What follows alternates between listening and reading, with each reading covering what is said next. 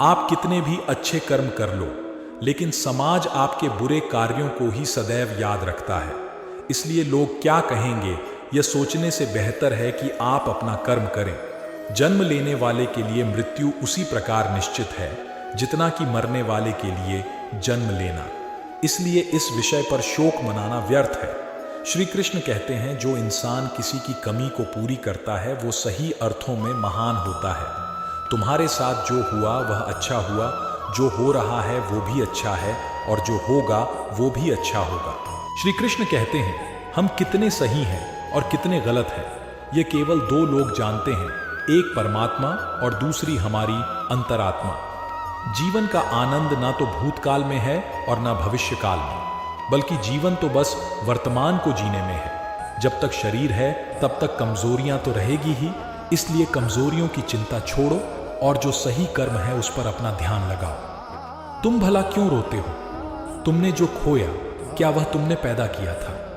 आज जो तुम्हारा है वह कल किसी और का होगा, क्योंकि परिवर्तन ही संसार का नियम है। किसी का अच्छा ना कर सको तो बुरा भी मत करना, क्योंकि दुनिया कमजोर है लेकिन दुनिया बनाने वाला नहीं। यदि कोई व्यक्ति विश्वास के साथ इच्छित वस्तु को लेकर नित्य चिंतन करता है तो वह जो चाहे वह बन सकता है। सच्चा धर्म यह है कि जिन बातों को इंसान अपने लिए अच्छा नहीं समझता उन्हें दूसरों के लिए भी प्रयोग न करे। कोई भी व्यक्ति अपने विश्वास से बनता है, वह जैसा विश्वास करता है उसी अनुरूप बन जाता है। मन अशांत है और उसे नियंत्रित करना कठिन है, लेकिन अभ्यास से इसे वश में किया जा सकता है। श्री कृष्ण कहते हैं, मेरे लिए समस्त प्राणी समान है, ना तो कोई मुझे अत्यधिक प्रिय है और ना ही कम, लेकिन जो मेरी भक्ति पूरे मन से करते हैं मैं सदैव आवश्यकता पड़ने पर उनके काम आता हूँ। मन की शांति से बढ़कर इस संसार में कोई भी संपत्ति नहीं है। जो मनुष्य फल की इच्छा का त्याग करके केवल कर्म पर ध्यान देता है वह अवश्य ही जीवन में सफल होता है। कोई भी इंसान जन्म से नहीं बल्कि अपने कर्मों से महान बनता है। अपना, पराया, छोटा, बड़ा इत्यादि को भूलकर यह जानो कि यह सब तुम्हारा है और तुम प्रति एक के हो। बिना फल की कामनाएं ही सच्चा कर्म है। ईश्वर चरण में हो समर्पण वही केवल धर्म है। जो व्यक्ति क्रोध करता है उसके मन में भ्रम पैदा होता है, जिससे उसका बौद्धिक तर्क नष्ट हो जाता है और तभी व्यक्ति का धीरे धीरे पतन होने लगता है। श्री कृष्ण कहते हैं, जब इंसान की ज़रूरत बदल जाती है तब इंसान के बात करने का तरीका बदल जाता है। इस संपूर्ण संसार में अपकीर्ति मृत्यु से भी अधिक खराब होती है। सदैव संदेह करने वाले व्यक्ति के लिए खुशी ना इस लोक में है ना ही कहीं और। जीवन में सफलता का ताला दो चाबियों से खुलता है, एक कठिन परिश्रम और दूसरा दृढ़ संकल्प। जो मन को नियंत्रित नहीं करते उनके लिए वह शत्रु के समान कार्य करता है। कठिन परिश्रम से बचने के लिए व्यक्ति को भाग्य और ईश्वर की इच्छा जैसे बहानों के बजाय चुनौतियों का सामना करना चाहिए। गीता में कहा गया है, कोई भी अपने कर्म से भाग नहीं सकता, कर्म का फल तो भुगतना ही पड़ता है। मनुष्य को अपने कर्मों के अच्छे और बुरे फल के विषय में सदैव सोचकर चिंताग्रस्त नहीं होना चाहिए। मनुष्य अपने विश्वास से निर्मित होता है, जैसा वह विश्वास करता है वैसा वह बन जाता है। जो मनुष्य प्रतिदिन खाने, सोने और आमोद प्रमोद के कार्यों में लिप्त रहता है वह नियमित तौर पर योगाभ्यास करके समस्त क्लेशों से छुटकारा पा सकता है। जब इंसान अपने काम में आनंद खोज लेते हैं तब वे पूर्णता प्राप्त करते हैं। श्रीमद् भागवत गीता का मुख्य उद्देश्य मानव कल्याण करना है, इसलिए प्रत्येक मनुष्य को सदैव मानव कल्याण की ओर अग्रसरित रहना चाहिए। माफ करना और शांत रहना सीखिए, ऐसी ताकत बन जाओगे कि पहाड़ भी रास्ता देंगे। व्यक्ति को अपनी इंद्रियों को वश में रखने के लिए बुद्धि और मन को नियंत्रित रखना होगा। जो होने वाला है वो होकर ही रहता है और जो नहीं होने वाला वह कभी नहीं होता। ऐसा निश्चय जिनकी बुद्धि में होता है उन्हें चिंता कभी नहीं सताती है।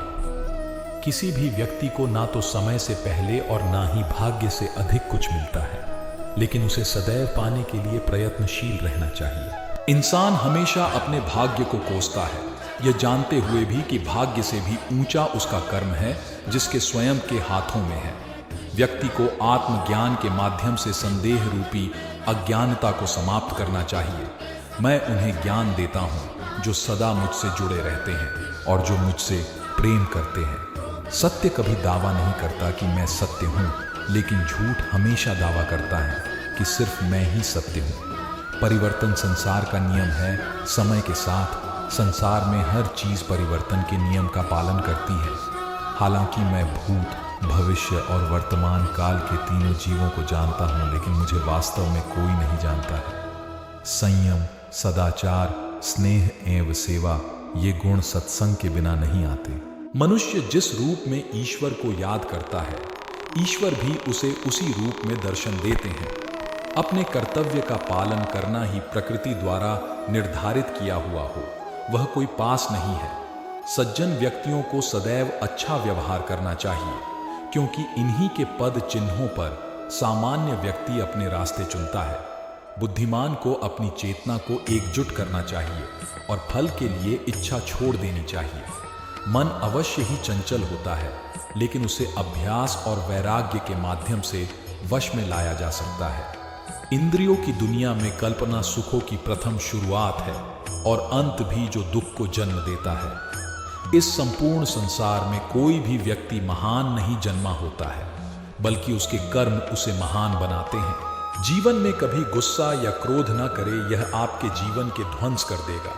हे पार्थ, मैंने और तुमने अपने कर्तव्यों को निभाने के लिए धरती पर कई अवतार लिए हैं, लेकिन मुझे याद है और तुम्हें नहीं। वासना, क्रोध और लालच नरक के 3 दरवाजे हैं। जो मनुष्य जिस देवता की विश्वास के साथ भक्ति करता है, मैं उस व्यक्ति की उसी देवता में दृढ़ता बढ़ा देता हूँ। सभी काम छोड़कर बस भगवान में पूर्ण रूप से समर्पित हो जाओ, मैं तुम्हें सभी पापों से मुक्त कर दूंगा। बुद्धिमान व्यक्ति कभी भी कामुक सुख में आनंद लेते हैं। वह सदैव मोक्ष की प्राप्ति में लगे रहते हैं। वह जो सभी इच्छाएं त्याग देता है, उसे शांति की प्राप्त होती है। ये श्री कृष्ण द्वारा कहे गए कुछ प्रमुख विचार थे, जिनसे हम जिंदगी की सच्चाई को जान सकते हैं। हालांकि ऐसा नहीं है। हमारा जीवन कई रास्तों और मोड़ों से भरा है। मेरा सुझाव है कि आप मार्गदर्शन के लिए भगवद गीता पढ़ें। यदि आपके पास संपूर्ण भगवद गीता पढ़ने का समय नहीं है, तो इस चैनल को सब्सक्राइब कर लें, क्योंकि इस चैनल में भगवद गीता के अनमोल विचारों के बारे में बताया जाता है, जिससे आपकी हर समस्या का हल मिल सकेगा। जय श्री कृष्ण।